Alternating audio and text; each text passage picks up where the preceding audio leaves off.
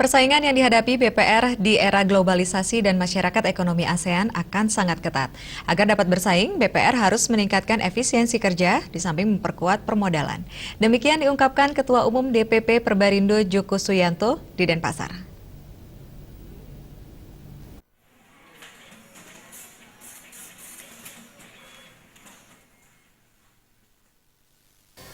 Ketua Umum DPP Perbarindo Joko Suyanto menjelaskan persaingan di era global dan MEA berdampak terhadap BPR. Persaingan tersebut akan semakin ketat.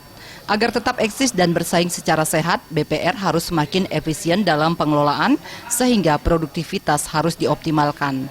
Produksi akan bisa dilakukan bila pertumbuhan terjadi yang didukung faktor eksternal, yakni stimulus pertumbuhan ekonomi di Indonesia, serta faktor internal berupa SDM yang profesional dan berkompeten. Selain itu, efisiensi permodalan juga harus diperkuat.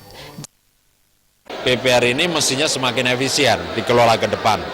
Nah, ketika bicara efisiensi tentunya satu hal yang harus terus dioptimalkan adalah produktivitas. Nah, produksi itu bisa dilakukan manakala pertumbuhan itu terjadi. Ya, pertumbuhan. Nah, pertumbuhan itu kan ada faktor eksternal dan internal. Eksternalnya tentunya stimulus pertumbuhan ekonomi di Indonesia, ya kan?